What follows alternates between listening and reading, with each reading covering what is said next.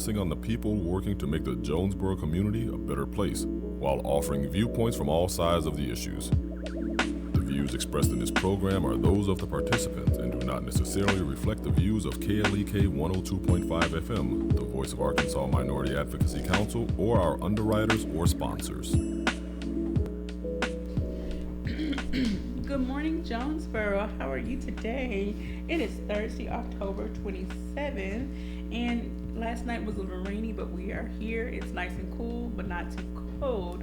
So thank you all for joining us today.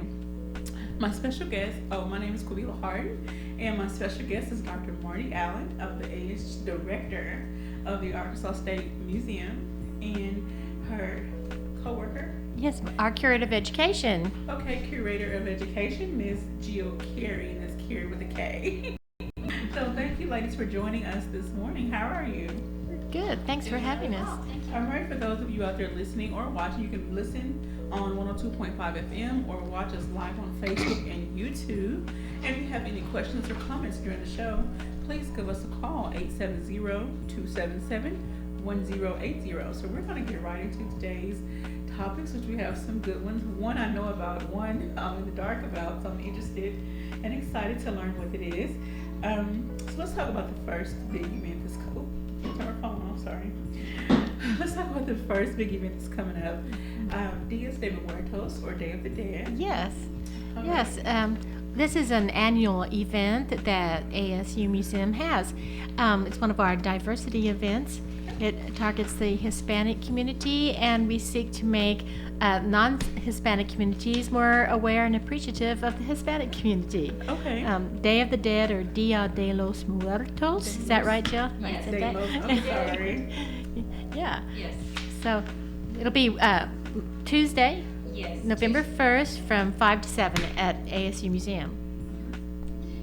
We have all kinds of events going on that night, all kinds of activities.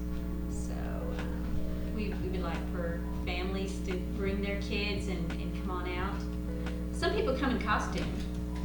That's really cool. I know it is, and I love it when the adults come in costume, because the kinds of costumes they wear have to do with the whole Dia de los Muertos theme. They come dressed as the calaveras, or the skeletons. Okay. They don't look like a skeleton. They have clothes on, but they are dressed like the skeletons would be dressed. Okay. Very brightly colored, and then they paint their faces to look like the sugar skulls. I'll So be it's, very interested to see some of those pictures. oh yes, it's wonderful. Uh-huh. Okay, so what other exciting things can you tell us about this event? Well, we got quite a lot of activities associated with it. Jill, who's our Curator of Education, always has great activities planned for everybody, and several stations of things to do. Why don't you talk to us about some of them, Jill? Okay, so there's a lot of hands-on things that we allow people. Well, for one, if you come and you want to look like a skeleton, we will have the sugar skull face painting. That's one of the big things that people come for. Also, we have a man who will be there singing. His name is Roberto Puello, and Okay. he is wonderful. Ricardo, isn't it? I'm sorry, Ricardo, yeah. Ricardo Puello. I'm sorry. And he is fantastic. He sings Mexican songs, plays his guitar, and he sometimes will walk among the visitors and just entertain everybody. He is just fantastic. In fact, we will have a dance floor. If anybody feels like dancing while he's singing, they can dance. All right. So that's it. Also, we will have food, desserts, Mexican desserts. Okay. Yes, Mexican desserts, coffee, Mexican hot chocolate. I need to be there. Yes, you need to be there. Now, I think a little more details on the desserts are in Yes. order, because Jill is our cook. Oh my goodness. Well, I'm the cook, but we'll have Mexican brownies. Okay. Okay. I've never heard of those. Oh well, there's a whole recipe. I'm telling you, it's They're authentic. wonderful. She's using completely authentic recipes. Authentic recipes. Okay. Surely am. There's one cake called Tres Leches cake, which means 3 milks. I've tried it, but I don't know how authentic it was. So I would love to try a more A more authentic one. This one is delicious. It's made, and it does have some pumpkin in it. Okay. So It goes along with the season. it does. Yeah, It goes along with definitely. the season. So there we'll have that. We'll also have about 1,000, not really 1,000, but a lot of skull cookies Okay. that are going to be made by the Mexican students on campus. Oh, Yes, that's wonderful. they have taken over the ASU kitchen, and Okay. they're going to be making cookies almost all night, and they're really looking forward to it. Okay. Well, Yes. they insisted. They really wanted to. This is a Yes. wonderful collaboration we have this year, isn't it, Jill? Oh, it is, and also the Mexican students on campus are collaborating with the Hispanic Center here in Jonesboro to make an altar for us. The whole memorial altar that people in Mexico they put up during during the Day of the Dead. Okay. This is to honor those who have passed on. Okay. And so they decorate it with flowers, with candles, with the things that people, those who have passed on, their favorite foods. They'll sit out pots of foods. We will not be doing that, but Okay. they will have fruits and things and pictures of past loved ones. I was going to ask you all to go into a little more detail and explain the importance to the Hispanic culture, the importance of this particular celebration for them. Well, this is a really interesting celebration. It's sort of a mixture between Memorial Day, American Memorial Day, and American Halloween.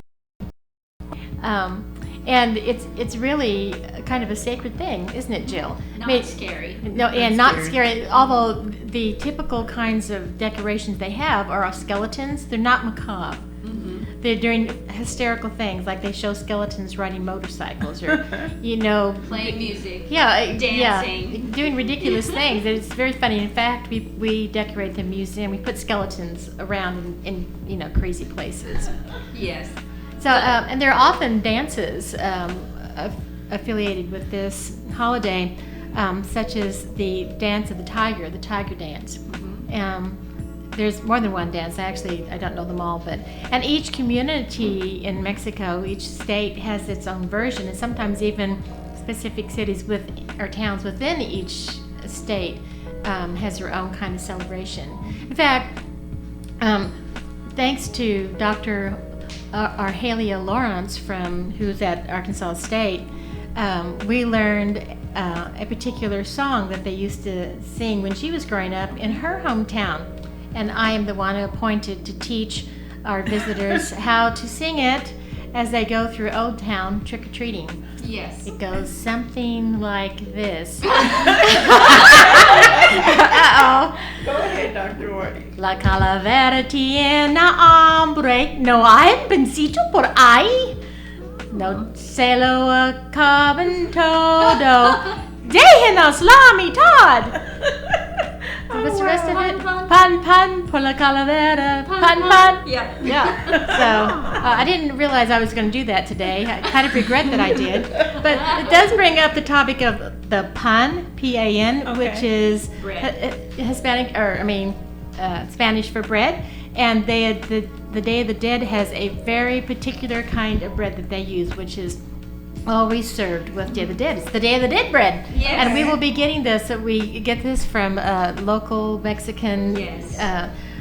stores that have this Panera. What are they called? It's called pan de muerto. Yeah, here we go. Yes. Pan de muerto. Yes, it's kind of a sweet bread, and It looks like a skull. yeah, Looks like a skull. it's really neat. It's bread. It looks like a skull. It's sweet. It's got a glaze over it. It's beautiful. lightly sweet. It's not like a Lightly pumpkin sweet. bread or a banana bread. Okay. It's lightly sweet. It is So- delicious, and we will be serving that too. All right. And Mexican hot chocolate, Yeah. which is like a dark chocolate with cinnamon. Mexican cinnamon, which And is a little very rich pinch cinnamon. of cayenne. And a pinch of cayenne. Yeah, so it's a little bit piquant. Okay, Slightly piquant. can I request no cayenne? I am such a wimp when it comes to spicy. Can I get mine with no cayenne? Actually, we're gonna have a mix already Okay. prepared, and so yeah, it's gonna be already prepared in a great big pot. I'm not big with piquant either, Quabilla, but I think that you'd like Well, it. you may Okay. want to try it. It's not going to be hot. Okay. I will test it first to tell you the But truth. like, let's say you have a hot attack after it. We do have Jamaica, which is a tea, a cold tea made from hibiscus flower. It's one of my favorite. And we'll be having horchata, which is a coconut rice. drink, a rice Rice. drink. That's right, a rice drink. And mango. And mango, yes. Mango punch. Manga. Okay, where's all this going down? ASU Museum. All right. Yeah. Yes. I need to put this on my calendar. Can I back up for a second to your song, Marty? I wanted to tell what that song is about. The skeletons are hungry is what it's saying. Okay. The skeletons are hungry. And so, and she asked the question, don't you have anything for us? The skeletons are saying, yeah. And it's pan para calavera. Calavera meaning the pan for the skeletons. Pan. So give us bread. So the kids, when they walk through Old Town, they're singing this to people that we have posted, and they get candy. Oh, wow. Yes. So they are the skeletons singing. So it's kind of fun. And we help the kids dress up by giving them an opportunity to make their own masks, right? And their own bags. They have a bag with a little skeleton on it that they get to decorate. So in that, and plus we have the face painting. If they Okay. want to visit there first and become a skeleton, then they can. Okay. Now, what about the skeleton hunt? Yes, we do have. I have to inform you that there will be little tiny skeletons who will be having fun throughout the museum. They have left the graveyard, and they will be having fun all around the museum. Visitors will need to stop by the graveyard game and get their name put on a list. Then they go hunting for skeletons. Okay. They find one at a time. If you find two and bring it back, neither one of them counts. Just one. You bring the skeleton back, you get to put it back in its grave because eventually, after Day of the Dead, they have to go back to the graveyard. Okay. So back to the grave, you put it back in its grave, and you get a tally mark beside your name. Okay. And then you go hunting some more. Whoever after all the graves are filled, whoever has the most tally marks beside their name, they get to be the one to help hide them the next time. Oh, wow. Yes. You see, the skeleton imagery is really pervasive for Dia de los Muertos. Okay. One thing that people may not realize is that celebrations take place in the graveyards. Okay. People build altars in the graveyard, and they bring food, and the idea is that you can commune with the dead, you can honor their spirits, and it's a happy time.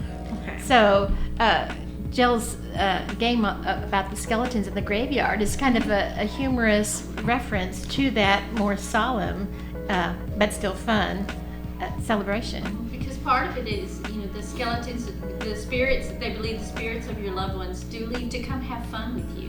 Okay. So the skeletons are having fun in the museum. So that's where we took that. So as part of the celebration to help the children of that culture to understand or to have a more positive outlook on death and afterlife and things of that nature, not to fear it, but it's something to be revered and then look forward to. Okay, so the next time the celebration comes around, this is a happy and exciting time, not something fearful. Well, yeah, it does differ from Halloween in that Halloween in America, there is this thing, you want to scare people, it's boo. Oh, it's a humorous scare. They don't want to scare you to death. But, you do want to look ghoulish, and the element of surprise to startle people, that's very common. But I really don't think that's the case at all with these skeletons. They're clowns. Okay. Not the bad kind that stand out in the woods, okay? They're the funny clowns. Okay. One thing we were talking about just a while ago before we went on the air, Quabilla, is the fact that there's another Day of the Dead celebration that's going to be going on. I think it's this Friday. The Hispanic Center is putting it on, It's a fundraiser, and they are targeting adults. They're going to have food and drinks. Now theirs is a bit different than ours because ours really targets families and their children. So, and it's not a fundraiser. Right. So, but it's free to the public. Yes. Yeah. Yeah, and I believe that theirs is happening at Sue's Kitchen, isn't that right? I think you're Yes, right. it is. Yeah, Yes. it sounds wonderful. So, and for most of you that do not know, for those that do, the Hispanic Center is a nonprofit agency. So, all the funds they raise go back into their program. So, it's not like, we're not promoting a for-profit event. So, go check them out. It is Friday, October 28th at Sue's Kitchen at 7 p.m. So, consider going to both events. One is more for the adults, like they said, at the one the Hispanic Center is hosting, and then take your kids out on Tuesday. And what time? I missed the time. Ours is 5 to 7 p.m. Tuesday, November 1st. All right. Yeah, we are working with the Hispanic Center also in our event. Yes. Yes. They are contributing to the altar. Okay. They're after school groups? Oh yes, they're after school groups. They have gathered us some children, Okay. and they most of the time they have a van load.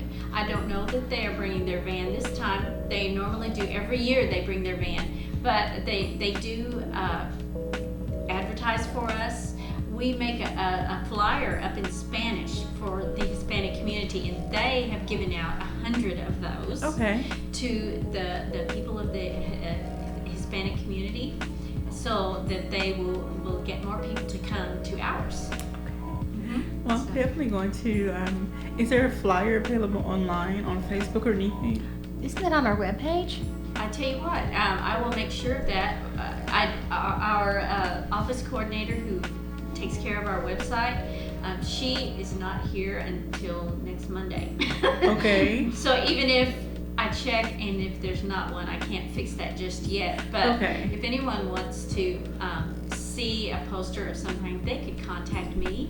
Okay. And And on Facebook, can't we? they can go to Facebook, and there is one on Facebook. Okay, because I'll make sure to share that and post it all over my social media page so that people are aware. I know a lot of people with children who are always looking for something fun for the kids to do. So Our Facebook is Arkansas State University Museum. okay, I will go look that up and then I'll make sure to post it on the KLEK's page as well. This is our, what is it? Our first Day of the Dead was held in 2007. Okay. So this is our 9th one. Wow. 9-1. Right. I can't believe I'm just now. Well, I've been kind of disconnected for a few years, but that's wonderful. I was going to ask you, how long has this been going on? And so, with each year, have you seen an increase in turnout, or? Yes. Yes, the overall trend is definitely on the increase. Okay. A few, 1 or 2 years in there, for some reason, we didn't have a very good turnout. Well, it was still good, but it wasn't like amazing. But last year's turnout was amazing. Okay. And in fact, in general, we've had an increasingly amazing attendance at all of our events, haven't we, Okay. Jill? So our Tinkerfest last June, we had almost 800 people. 893 people, so almost Tinkerfest? 900. Yeah, Like Tinkerfest. Tinkerbell? No, actually, tinkering is a the- kind of informal Yes. learning method where people are presented with all kinds of materials they can use to invent things with Okay. and then test them out. So it's designed to help increase the confidence, especially of children, and their ability to invent and create. And then it leads them to more progressive fields such as science, technology, engineering, and math. So, Okay, we're going to talk about this some more on another time when it gets closer to that Yeah. time. Sure. Again. Okay, so we have like a minute or so left in this segment, so I don't want to get into something too deep and run out of time. For those of you out there listening, please, if you have any questions or comments, or for Dr. Allen and Miss Carey, please give us a call, 870-277-1080, and I'm sure they'll be happy to answer your questions about this event. And then we're going to get into another event that they are another exhibit that's coming to the museum when we come back after our break. Okay, so are there any more? Of course, we can talk about this all day. Got another few seconds, Jill. What else do we want to say? So there are many other things to do during it. Let me just kind of go through my list of activities. 20 seconds. Flower making, skull decorating, and face painting again. Face painting. Then there's also, oh lordy, I just went totally blank. But anyway, we have several. Trick-or-treating in Old Town, of course, then the dancing and the food. And the skull game, skeleton game. All right, well, you're listening to Community Conversations on KLK 102.5 FM. Don't go away. We'll be right back after these breaks.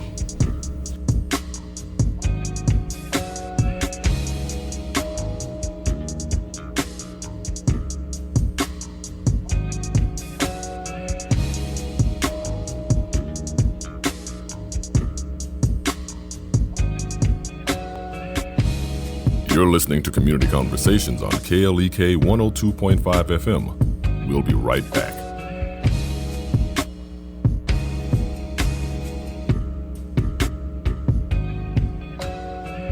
Is your child on the brink of becoming addicted to video games? I'm Mark Merrill with today's Family Minute. Many kids would rather stare at a screen than stare at the pages of a book. And when playing video games becomes obsessive and all-consuming, then problems will soon follow. The signs for addiction are obvious. It's the 8-year-old who has a meltdown when he's told to put away his iPad. It's the teenager who lets his grades slip because he can't turn off the Xbox. To help control this growing issue, here are ways to keep your child from becoming addicted to video games. First, set time limits for playing and stick to them. Second, take the video games away if your child disobeys the house rules. Third, make sure they're in some kind of sport or other physical activity. Remember, My Kappa Nu Omega chapter of Alpha Kappa Alpha Sorority Incorporated, a nonprofit organization committed to service to all mankind. Kappa Nu Omega Alpha Kappa Alpha on Facebook. The New St. John Missionary Baptist Church Outreach Ministry conducts a Pack the Pantry event the first Sunday of every month. The New St. John Food Pantry helps feed the needy in the community.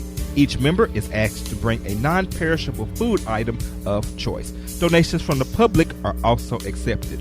The food pantry is available for those in need daily from 10 o'clock a.m. to 10 o'clock p.m. New St. John Missionary Baptist Church is located at 308 North Main Street in Jonesboro, and more information is available at 870-972-0859 or 870-317-1269.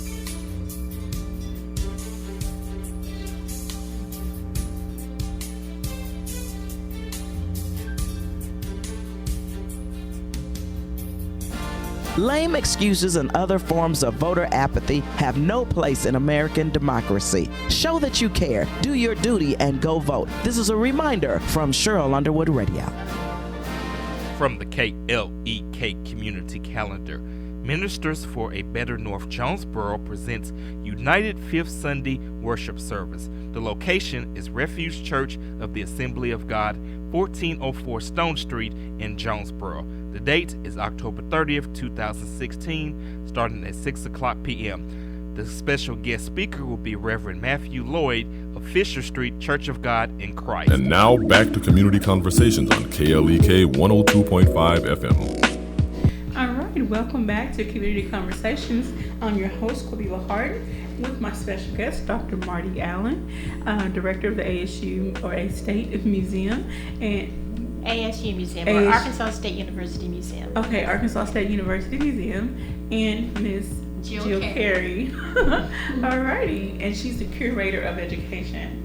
Okay, so if you missed the first part, you missed a great topic. We were talking about Dia de los Muertos. Okay, and it's an event they have coming up. They have coming up on November 1st, and we'll recap that closer to the end of the show. But we want to get into the next thing that they have to talk about, which I'm in the dark about. It's a new exhibit that's coming. So, without further ado, I'm going to let Dr. Marti or Miss Jill have at it.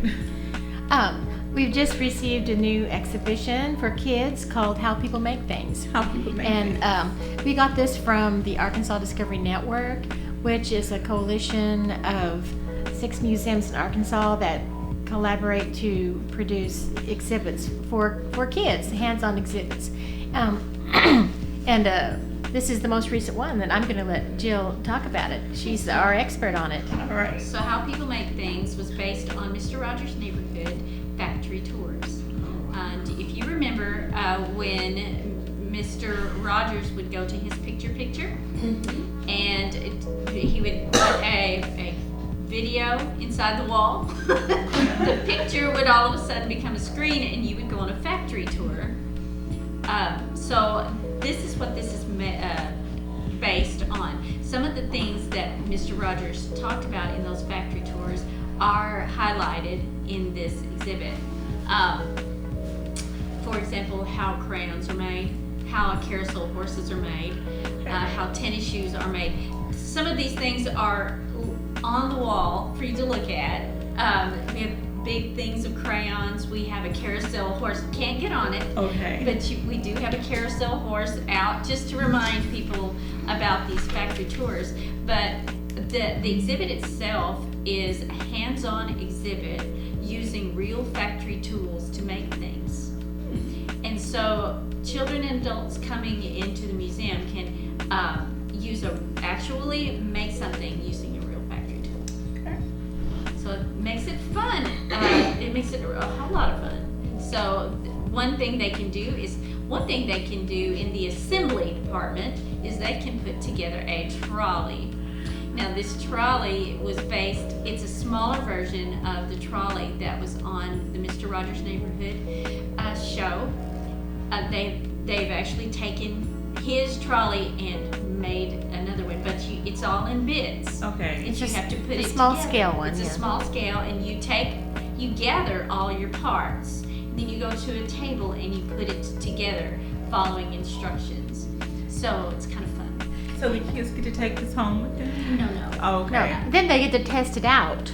Test it We out. have a little sloping surface. They can test it out, see how it works. Then they dismantle it and put the parts in another assembly line so the next person can come along and, Okay. and assemble one also. They're very cute, these trolleys, I have to yes, say. really cute. Yep. Yes. Can I say what my favorite thing is? Yes, what's your favorite? Okay, I really like the die cutting station. Yes, DIE, then cutting.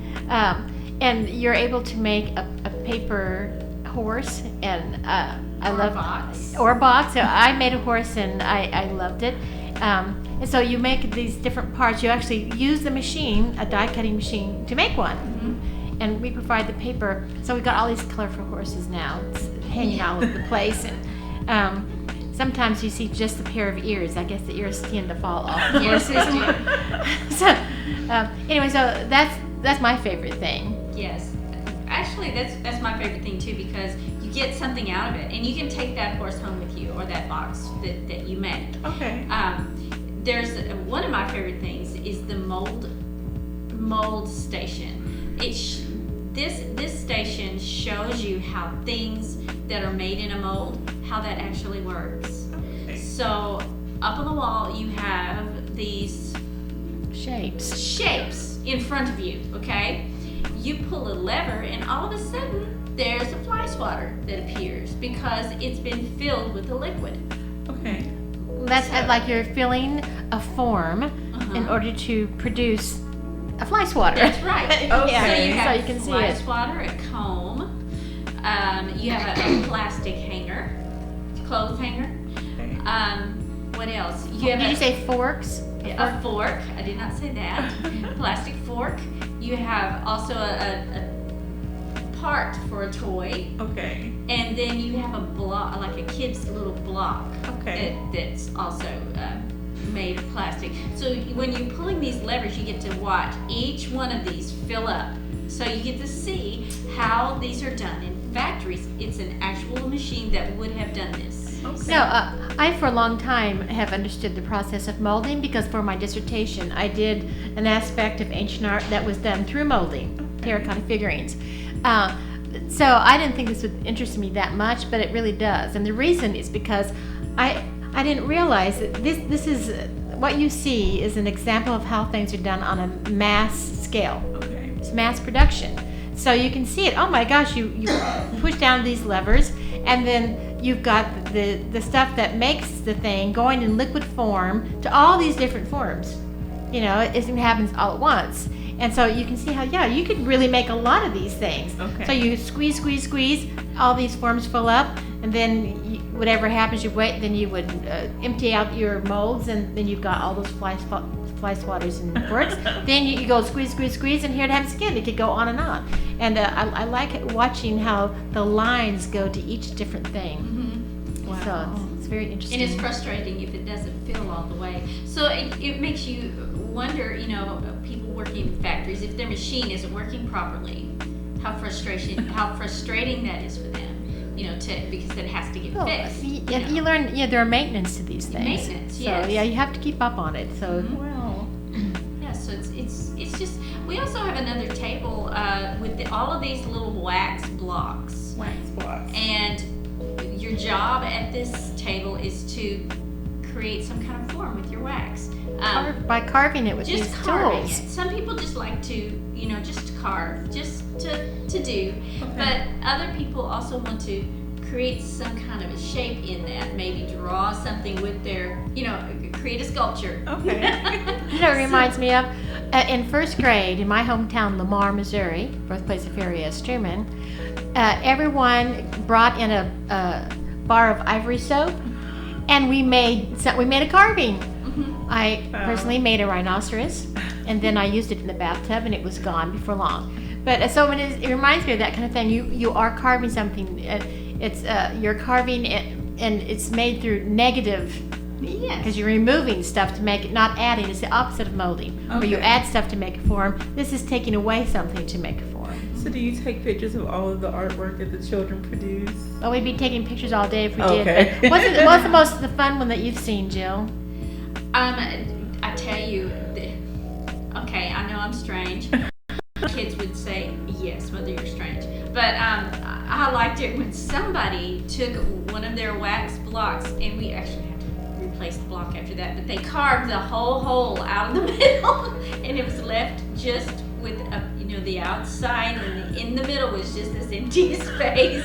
So, that was kind of interesting. They had to work very hard on that, because that wax is hard. Okay. You'd be surprised. It's not easy to do. You have to have some strength in your hands, and our cutters are not, you're not going to cut your finger off with them. Okay. They're not that sharp.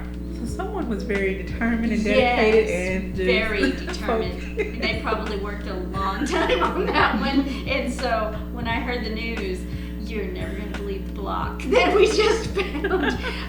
That had to become my favorite one. So what happens to the wax blocks once they've been carved on and, We replace them with new ones. Okay, so the Yeah. children, But in real life, though, wax is used to create things, like Marti was saying. And they can use the shavings, melt them down, and recycle them. But we're not doing that. Yes. One thing, I watched a documentary once on how some sculptures are made, and they will make something out of wax, and then they will cover it with say bronze or whatever. Okay. Well, the wax goes away. No, But it evaporates or melts away. That's called the lost wax technique. lost wax technique. But first the carving is done in wax, and so if you bring that concept up, this could be art. This could be something that you do with the anything. What if we wanted to make something out of hot plastic, but we needed a mold first? There you go. You are making that. So. and I've seen a lot of those videos on the show, How It's Made, or and it is really interesting to watch beginning to end some of those processes. And I've seen them make the reusable molds. So I'm sure they're not out of plastic. They're out of some type of plaster or something that won't, once it gets hot, it won't melt away. Right. It's really interesting to watch the process. So Yes, that's interesting, because our mastodon that we have in our museum was made from molds, and what they did was they took real mastodon bone from mastodons that were found in our area. Is her name Molly? Mona. Mona. I'm Yes. sorry. I know. Mona. I'm sorry, Mona. I won't tell Mona you said that. But they took bones that were found in Bay, Arkansas, and Okay. Marmaduke, Arkansas. Two mastodons, but the bones that were found in those two places, and then they made molds from those bones and were able to create the skeleton bones Okay. that we quote bones that we have right now that we use to make Mona. So those bones that were used for her, we actually have in our collections. So are any, even the smallest bones in any of the dinosaur displays, are they real or? You know, you would never see replica. I mean, you would never see a dinosaur skeleton made out of just the actual artifact itself. You know, with dinosaurs, which are millions of years old, they're solid rock. Oh, okay. So it would be prohibitive. heavy. Yeah, too heavy. You couldn't do it. Now with the mastodon, that's not a fossil at all because it's only about 10,000 years old, maybe Okay. 11,000 years old. Or maybe 12. Anyway, but not millions anyway. Okay. And those are the real bones that we have. Okay. So, you know, one thing that archaeologists do in reconstructing these replicas of mastodons or dinosaurs is that they never had the full skeleton, so they can't just mold everything. They only need a few of the long bones, a few of the short bones or whatever, and then they can mathematically project how large the rest of it is, and then they just make those Okay. based on this mathematical theory. Okay. So I don't know that you ever. I can't think of any cases where they've discovered a complete skeleton of anything. Can you, Okay. Jill? I mean, so they always have to guess. It's an Okay. educated guess on what the rest of the thing looks like. Okay. So in one discussion that I have with children when we're talking about this is why do you think that they don't find a full skeleton? And the kids come up with, they have to think, oh gosh, maybe an animal carried off when the animal died. Perhaps it became food for someone else and they took it off. Maybe the Native Americans used the mastodon bone for some of their tools. You know, so this is one of the reasons why we didn't have all the bones for Mona. Okay. Well, then there's also predation. You know, wild animals could come along and take part of the kill before it's sunk down into the quicksand or whatever. Okay. And then the geological forces can also destroy the carcasses Okay. and the fossils. Yes. So how it's made, Yeah. how our mastodons are made. I'm sorry, I kind of No, strayed away from the Actually, original topic. that was my fault. No. No, but that was a good thing, I thought. Now, back to how people make things. There still are other stations we haven't talked about. But one I was a little bit skeptical about was the one where you take a penny from your own pocket and you deform it.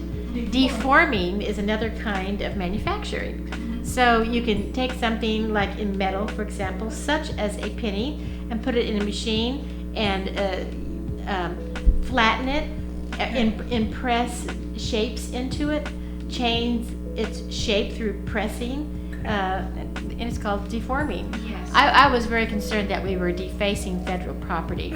But wasn't it you, Jill, or was No, it it's Valerie. Valerie Ponder, our office manager, looked that up and she said as of, I think she said 2006 or 2005, they accepted pennies and nickels. So in violation of any federal law as we Okay. allow people to come in and deform these pennies. Yes. So But please only use a penny because our machine gets hung up and we have had some dimes and things get stuck.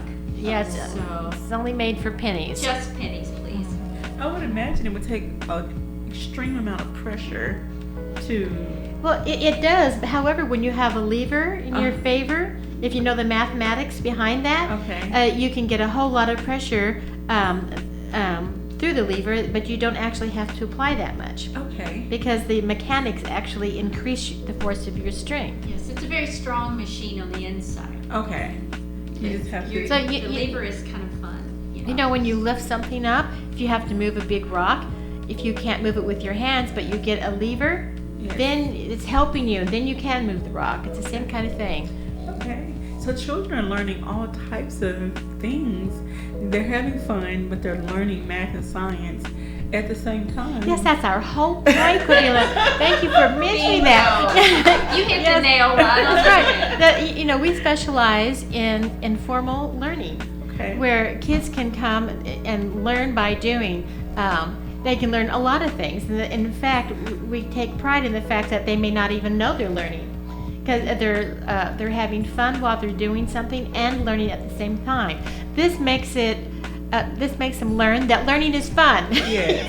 Yes. Which is an important hurdle to get over for anyone, because there are always stigmas for, oh, I have to learn something. Well, no, you're going to have fun. Yes. So the idea is that kids will come in, they'll have fun learning in the museum, and then they'll go home thinking learning is fun, and they want to do more learning, and then they will impart learning as something fun to their children. Yes. And then their children's children will also think learning is fun, and so now everyone is learning. Well, one thing that people have discovered is that children learn better when they're playing and when their hands are busy doing, because this increases the activity of the brain.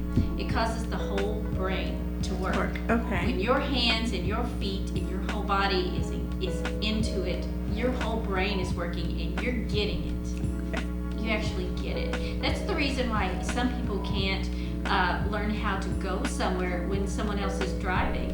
Oh, okay. Is that what's wrong with me? It is. I am so glad to know that. Because, you drive there, you learn how to go. Yes. It's because that increases your brain activity. So that's one thing that we're doing at the museum, is that we have them busy. Okay. And I know that the schools have a structure they have to follow. But one thing I hear from a lot of, especially the high school students, they're studying to take tests, or they're testing to take these standardized tests. And I'm not knocking the school system, so please no one jump down on me for this. But I would love to see more hands-on learning, more interactive learning. And who knows, that could help the students that do have to take the standardized test, because they become involved, they're engaging their whole brain along with their body. Maybe they can make better test scores. Who knows? So, I believe that, because once they get the concept, they're able to transfer the learning to other things, yes. which could transfer to a test situation. Yes, of course, we do have to realize, however, that throughout life, you need to understand how to learn in various ways. Yes. Learning by doing is a very effective way, especially for children and adults too. But we're probably never going to get away from the fact that sometimes we have to learn by reading, and sometimes we have to learn by listening. Yes. So, but that's just true. a fact. So all these learnings are necessary, and if the schools weren't doing that, where would we be? Because we're not teaching reading, are we? No. So.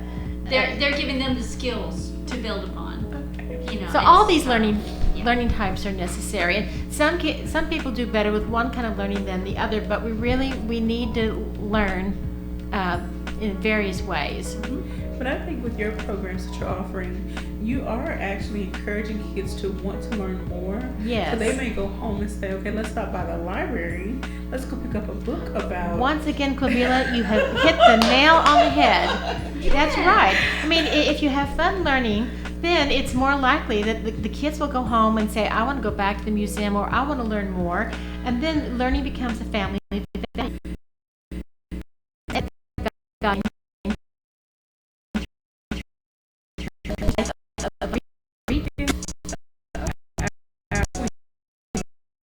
Okay, so we're going to get ready for another break.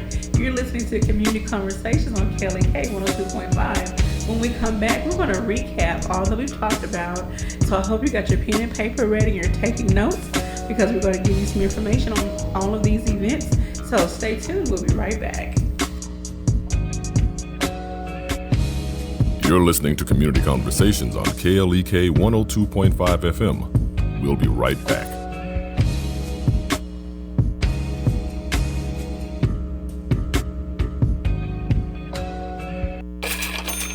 We're back with Money Matters. I'm Alfred Edmond Jr. You want to help that family member in need, but you don't exactly have money to just give away. Here are tips from Black Enterprise to help you decide whether to make that loan or hold on to your money. Don't be an enabler. If your relative is unwilling to talk about living beyond their means and does not seem genuinely interested in creating a spending plan, you are enabling them. You should also never tap into money earmarked for retirement and education savings. Who else would be affected by the loan? Make sure you discuss this decision with your family and other dependents before you make the loan so that you can make the choice together. What impacts you impacts them. Also, get real about the fact that if you give a relative or anyone else for that matter money, you are unlikely to get it back. Think of it as a gift and talk to your accountant about the IRS codes for gift giving. And if you can't afford the gift, you can't afford the loan. I'm Alfred Edmond Jr. for Money Matters, a product of American Urban Radio Networks. Money Matters is made possible by the Jonesboro Alumni Chapter of Delta Sigma Theta Sorority Incorporated, a nonprofit organization dedicated to uncompromising commitment to communities, service, leadership, empowerment. www.jonesboroalumnidst.org. KLEK presents A Harvest of Spoken Word, Junior Edition, hosted by Quabila Harden, to be held Saturday, November 19th, 2016 at 6 p.m. Location, Whistle Stop Bistro and Catering, 5435 East Nettleton Avenue. It is $12 with the meal included. This will be open mic, karaoke, dance, comedy, and etc. 18 and under to perform. This is a KLEK fundraiser. Car Today, 3404 Stadium Boulevard in Jonesboro. Car Today is a buy here, pay here dealership offering Carfax certified pre-owned vehicles of all makes and models with service contracts and financing for most budgets. Inventory and more information is available at neacartoday.com or 870-931-4224. The court-appointed Special Advocate Program of the 2nd Judicial District presents Run Crazy for CASA 5K Yearly Race Fundraiser, Saturday, November 5th at the ASU Pavilion. Start time is 8 o'clock a.m. Registration for runners and walkers is ongoing, and Halloween costumes are encouraged to be worn but not required. Prizes will be awarded to the top 3 male and female winners in each age group, as well as the top 5 overall male and female finishers. There will also be t-shirts, pizza, massages, and a costume contest. Proceeds from the 5K will be used to help CASA's mission of helping children taken into foster care due to abuse and neglect. Registration for the 5K and other information is available at neacasa.org. CASA is a nonprofit organization. Experience the joy with Bishop Adrian R. Rogers of Fullness of Joy Church, 3307 Race Street, Jonesboro, Arkansas, 72401.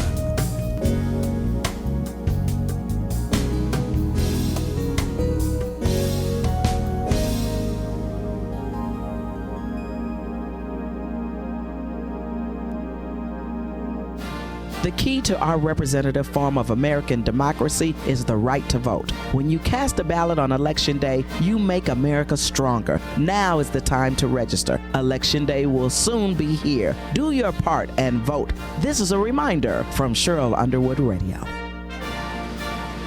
And now back to Community Conversations on KLEK 102.5 FM. Welcome back to Community Conversations with your host, Quabila Harden, and my special guest, Dr. Marti Allen, and Ms. Jill Carey, the Curator of Education at the Arkansas State University Museum. Okay, so we have been having a really great conversation. I'm excited to learn about these different events and exhibits. The first part we talked about the Day of the Dead event that's coming up, and then we talked about how people make things exhibit. I'm really excited, and I really wish everyone would take the time to get to know more about these events and take your children out. They will have so much fun. But I'm going to let Dr. Marti and Ms. Jill recap what we've talked about, give you some highlights, dates, times, and things of that nature. Okay, so this Tuesday, November 1st, between 5 and 7, we will be staging our annual, or seventh annual. This is the 9th year, I believe. 9th. Oh, that's right. What am I thinking? Our 9th annual Dia de los Muertos, or Day of the Dead, which is a kind of mixture between American Memorial Day and Halloween. It's free to the public, and we've got delicious, authentic Mexican desserts and all kinds of crafts and activity, and we've got trick-or-treating, and we have Ricardo Puello singing as a troubadour throughout the gallery. So that'll be fun. This is a great thing for families and their kids. Okay. This is a big party atmosphere. It's one of our most fun events because everyone smiles throughout the entire event. That 2 hours your face hurts because you've been smiling, that you can't help it. When Ricardo starts to sing, everybody starts to smile, and you're eating, you're playing, you're having fun. It's great. Yes, please come out and join us. It's free. Okay. So any other highlights of the stations, and we don't want to give away everything, but A lot of hands-on things to do. And the things that are made there, you can keep. The things that pertain to Dia de los Muertos, if you make it, you get to keep it. You get to carry it home with you, and it's just all going to be fun. The song that you learned from Dr. Allen, that she's going to be teaching a Spanish song, you get to keep that in your heart. About it. Carry it home in your heart. okay. I certainly carried home in my heart Sing for it the years. rest of your life. And so a real Spanish song that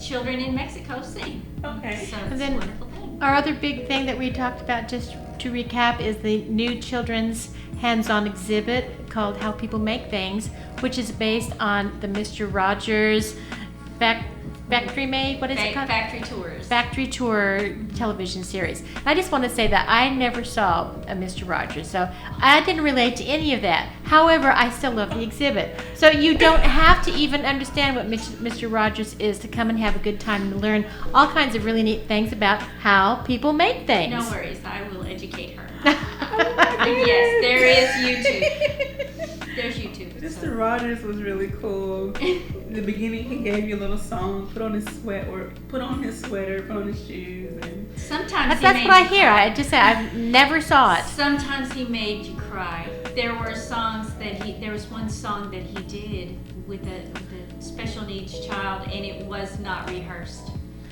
And it was called It's You I Like. And oh my goodness, he got this kid to sing in it with him, and oh.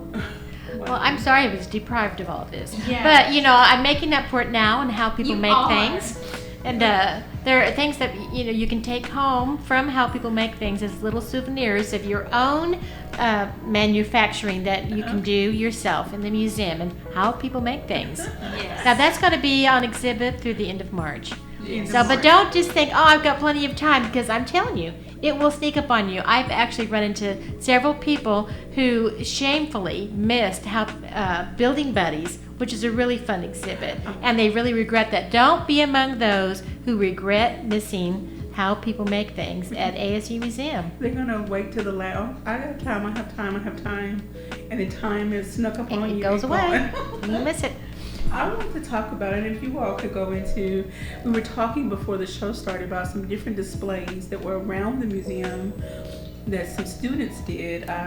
Wanted to give a shout out. You may know the student personally. I saw a Facebook post. It was an interracial family display presentation.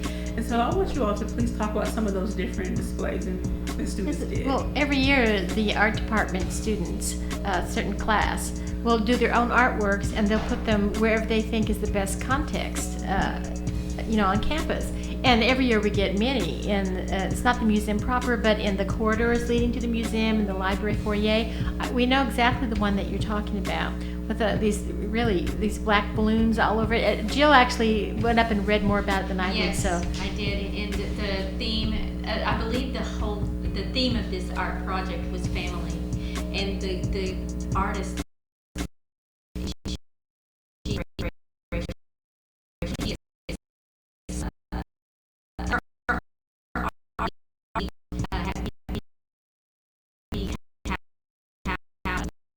Lived in a community, in a all white community, lessons that they taught people was that it's okay, that color doesn't matter, color doesn't make love. You know, it's just all, this is who we are.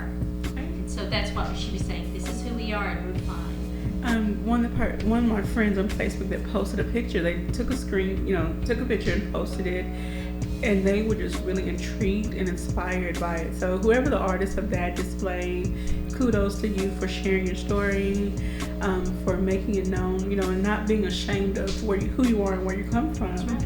I think we all can learn a lot about each other if we just take the time. So. Alrighty, so this is going to wrap up today's show. I really enjoyed you all today. You have made my day. Thank you. Thanks for having us. It was fun. Thank you. We enjoyed it too. Even though it was a little cool, a little rainy last night, but you all have made this day really wonderful. So thank you, Dr. Marti, for stopping by again. We always love having you. And Ms. Jill, I hope I get to see you again when you all talk about some other displays and exhibits and whatever is going on with the museum. You got it. You have been listening to Community Conversations on KLEK 102.5 FM. I hope you all have a very blessed day and tune in tomorrow where we will have a replay of the Kiwanis Club Mayor not really debate. Thank you for listening to Community Conversations on KLEK 102.5 FM, a program focusing on the people working to make the Jonesboro